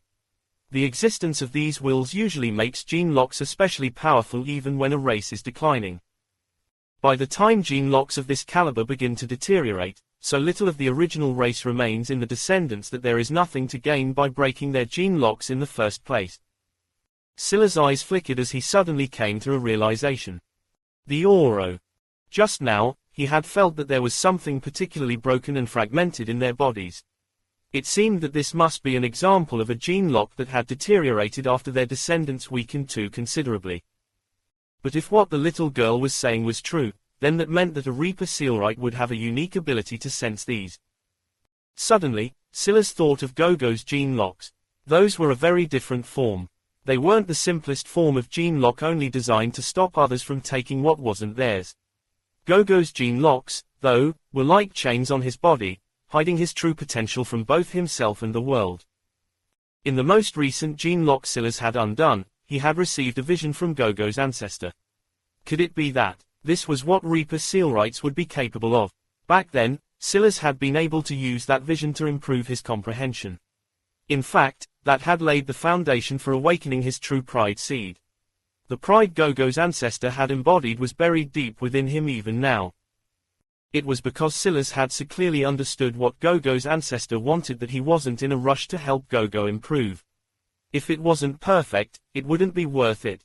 However, Silas could only grasp those aspects of Gogo's secrets because he was a Viperman. But when it came to literally anyone else, he wouldn't be able to do much of anything. The Reaper Sealright, though. The line between life and death. Silas learned about Sealrights through the Golden Grove. He had always thought that Sealrights were only capable of drawing seals, a curious path of runemancy. In fact, Silas bet that if he had had the time, he could probably learn how to be a Sealright without the training wheels of a profession. It was just that he hadn't had an opportunity to trade for such expensive study materials, nor the time even if he had. However, from the little girl's explanation, there was something much deeper here. This information isn't worth a legendary gene. What exactly is so shocking? Silas asked, wanting the little girl to get to the point. If he wanted to make an informed decision about his next step, he needed to understand the full scope. The highest form of a gene lock isn't like anything you've come across. It's something that even your taboo bond path talents can't do anything about. Silas frowned. Extricate was already useless against those with gene locks, even the simplest form. That was still the case even after it had become a bronze profession. Wasn't what the little girl was saying obvious? The little girl shook her head. You still haven't fully understood how to use your profession. And you're also wasting your progenitor grandmaster title, or is it progenitor saint? The impotent system has too many training wheels on.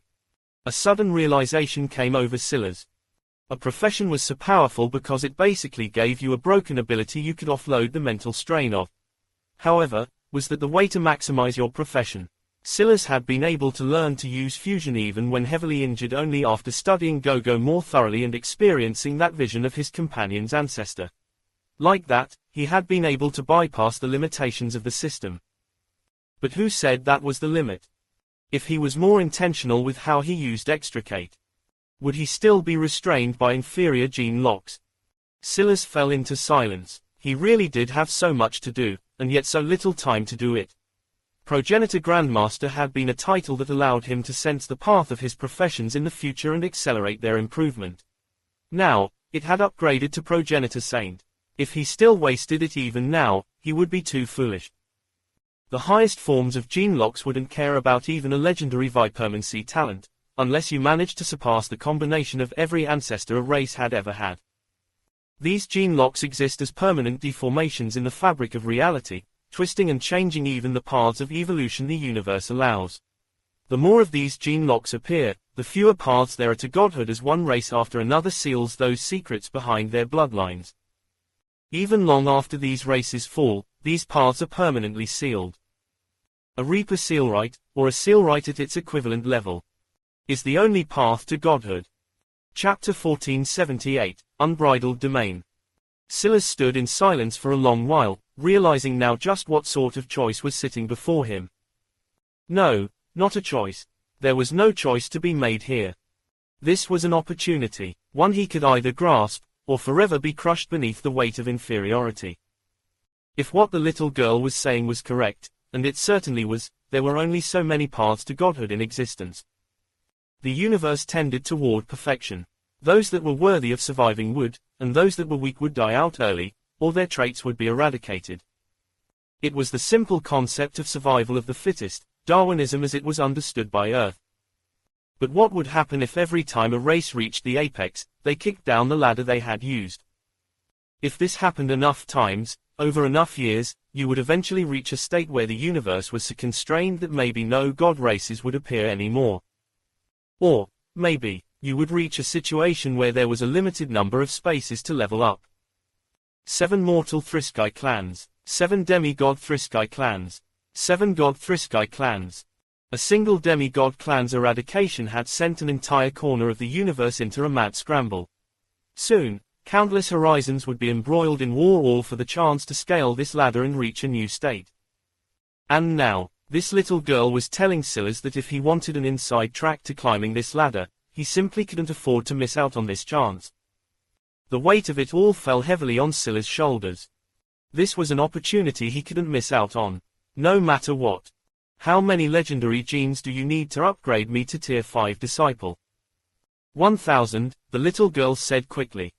Silas pressed out a palm, and the world shook and churned. There was a roar, and the territory was sucked dry of all its ether in a single instant of time.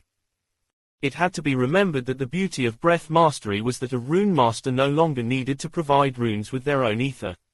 A rune would naturally cannibalize the ether in the atmosphere and sustain itself. The only reason the likes of the Ravenclaws had to tattoo runes onto their bodies with special materials was because none of them had been breath masters. Using ink suffused with ether was the only way for them to power their runes in battle without being sucked dry every time. So, when Silas drew so many legendary genes at once, the pressure it placed on the atmosphere could be imagined. Which means unbridled counter, gene skill, FFF+, bronze mastery. The battlefield is your domain, ether follows your call. Activate your unbridled counter domain and counter the skill activation of opponents with ease, cost, 10 ether units per second. Unbridled counter was a gene skill that Silas had self-created by observing the monarchs of the Africor continent. Back then, they had tried to take over the Silver City of Earth and also tried to use Nosfaline as a bridge to make attacking their home world easier. However, much like everything else, it had fallen by the wayside. What Silas was finding now, though, was that everything was so much easier to comprehend when you had wisdom over 300,000. Connections flashed into being, and one deduction so easily leapt to the next. Skill upgraded. Congratulations, skill progenitor. Unbridled counter greater than unbridled domain, FFF+, growth skill. The battlefield is your domain, ether follows your call. Activate your unbridled domain and all those with a combined average will and intelligence beneath your own will be unable to cast skills, abilities, passive. Such a strong passive countering skill. Even Silas was a bit caught off guard. But as powerful as this skill was passively, if he activated his ether and churned away at it, he could make it even more powerful. The system was also imperfect at comprehending will. Just because someone had will stronger than Silas by the numbers didn't mean they had a stronger will than him either. To put this into perspective, the Boros race would have been unable to cast any skills against Silas at all, and only half of the Oro would have been capable of doing so. The Oro and Boros both were races adept at will usage too, and it was simply relevant. Silas clenched and then unclenched his fist. A perfect spark master, was truly powerful. Here. Silas completed the 1,000th rune. He had to complete them in batches, otherwise, all the ether in the territory would be sucked dry, and that would lead to problems. The little girl didn't hesitate, swallowing it all. She became realer, more substantial with every one she swallowed. Maybe only an A-grade race could use F-grade legendary genes so willfully, and yet here Silas was. But to him, this was only the beginning. There would come a day where even S-grade legendary genes were nothing to him. SHUU. Silas waved a hand again, another 100 legendary genes forming. Without hesitation, he passed them on to the little girl, who seemed to have grown a year or two older. From maybe 4 or 5 years old, she looked closer to 6 or 7 now. However, Silas couldn't focus on this much as he felt his body shudder. Threshold reached. You have been awarded Tier 5 Madness Disciple rank. Taboo threshold raised, Madness key upgraded, Scorned wraps upgraded. Scorned wraps, incomplete treasure set. A cursed treasure scorned by the skies themselves. In its presence, your body cannot be adorned by armor, and your hands cannot be graced by weapons. The madness is relentless, and its fury scorns the world in return. Curse status, cannot be unequipped. Plus 100% constitution. Ability, will extension, ability, will hardening, ability, will manifestation. Silas' gaze flickered when he saw this. He was still hoping for an improvement to constitution, but it seemed he was hoping for too much. If it could give that, maybe it would be too good. But will manifestation, what was? Silas' eyes widened. Chapter 1479, Spilled. Scorned wraps, incomplete treasure set. A cursed treasure scorned by the skies themselves. In its presence, your body cannot be adorned by armor and your hands cannot be graced by weapons. The madness is relentless and its fury scorns the world in return. Curse status, cannot be unequipped. Plus 100% constitution. Ability, will extension. Ability, will hardening. Ability, will manifestation. Will manifestation. It felt so much like his etherborn will, his elevated gene talent. The chains of Silas' scorned wraps trembled as he had a thought. Chi. A blade appeared and sliced through the air, reflecting an emerald green that split the wind and space in two. Silas had seen sharp blades before. The blades he could make with his spatial casting could only be said to be true works of art. There was little they couldn't split in two. And yet, right this moment, he felt like he had never seen a sharper blade. It had the sort of sharpness that made him feel as though he could even split apart the smallest particles in the world. When will extension, will hardening, and will manifestation came together, Silas realized that he could actually form physical things with his will that he wasn't able to before, like his will could sustain itself without the need for ether as a supporting structure. It suddenly made etherborn will obsolete. However, Silas also realized something else. Taking pieces of my will away from me. This wasn't a problem when he had infinite will. But Silas had known from the moment he had his breakthrough that his will wouldn't remain at this level. The outside world had too many suppressive effects. If he tried to use this ability in the outside world, he would be permanently shrinking his will. If he improved the Grimblade family's unique gene and will ability, he might be able to make up for this, but the danger would never disappear. Silas also realized something else.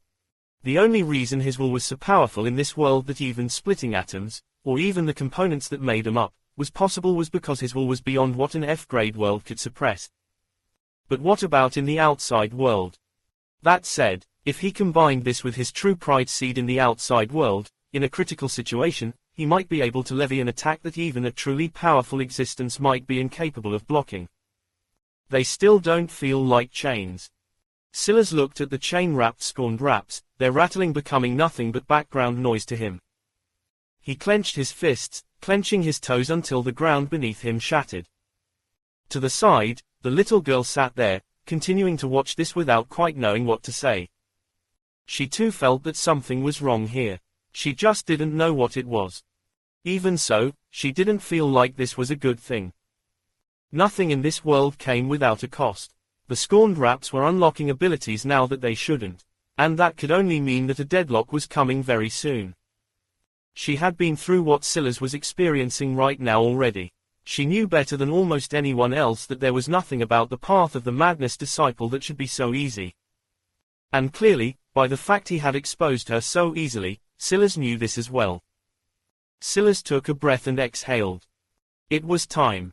While it seemed like a lot of time had passed since the announcement, his thinking speed was so great that it hadn't even been a full 10 seconds. They had no chance of catching up to him in such a time frame. With a step, he entered the second floor. Silas didn't get a chance to see the breadth of the territory he stepped into. There was a blade heading for his head instantly. However, there was a flash that came from his eyes, a pulse of will forming a shield before him. Boom! The blade was stopped in its tracks, a rattling surge of wind in all directions causing his eyes to narrow. At least 200,000 strength from a casual, unboosted attack. If Silas had used Glassvolt Prism Arts, it would have shattered instantaneously. But, using his scorned wraps to manifest his will just now and harden it, it was like he had instantly formed an impenetrable wall. Strong, almost too strong. Silas realized that it would be unlikely for this Tower of Champions to provide him with any sort of challenge. If his breakthrough in rune mastery put him in a new tier, this sent him into his own stratosphere. It was worth the upgrade. Finally, Silas' gaze focused on the attacker behind the blow. It was a thing he could only call a frost giant. It had skin of icy blue, a white beard filled with icicles, and the weapon it had just used to attack Silas was a large hammer with a pickaxe on the back of it. The weapon glowed with an eerie icy white-blue glow, a pulsing wave of runes swimming within it as though it was hollow. With a glance, Silas could tell that these runes were meant to freeze things on impact. It was a poison. He couldn't have been more familiar with this form of poison. After all, this was the form his Glassvolt rune had started with. Silas looked beyond to the landscape of white and blue.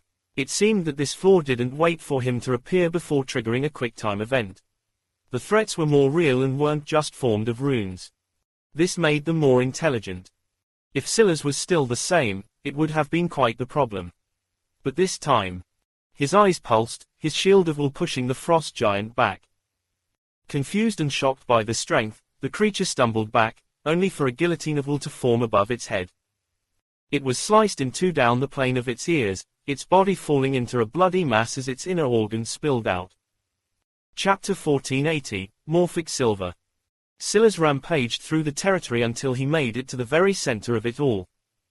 This floor worked a little differently than the others. There was likely no quick-time event to trigger so long as another team didn't appear. It was far more like a real dungeon. Of course, Silas' advantages were still the same, albeit more difficult to use. If he wanted to, all he had to do was run. So long as he made it to the barriers, he could slip out using the map on his person. But Silas felt that it would be foolish of him to do this. It was fine on the first floor because he had to hurry and make some distance between himself and everyone else so he could guarantee his position. But right now, not only did he have a buffer, but if he was in too much of a rush, he would miss out on the rewards. He had only come across a few rewards on the first floor because he had been lucky enough to run into the stairs so soon. But how could he miss out on the rewards the individual territories gave him this time? Where else would he so easily find legendary genes? The answer seemed to be not here either. Frost Giant Fortress cleared. Rewards. Eternal Frost Legacy.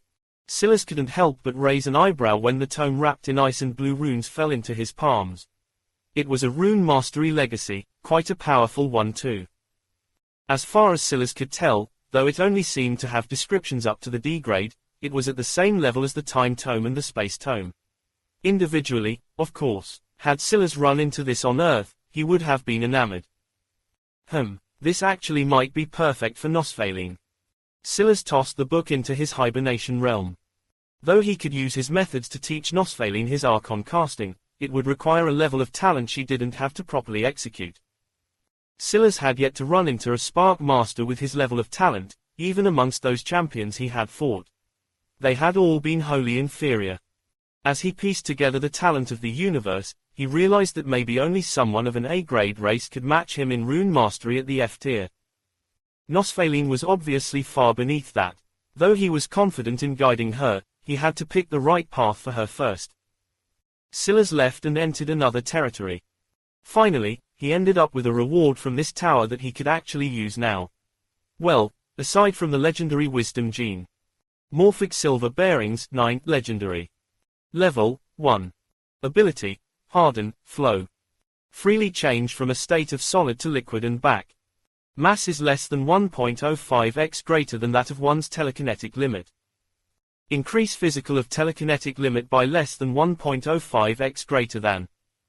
Level up requirement, less than 1 silver greater than gene. Durability, 50-50.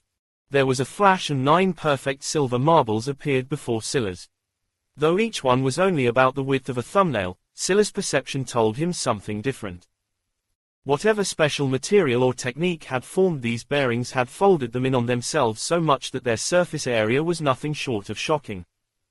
Scylla's wrapped them in his telekinesis, focusing on one. Then, with a thought, it actually began to expand. From the size of a thumbnail, it grew to the size of a baseball, and then a basketball, and then twice that. To Scylla's shock, it just kept going.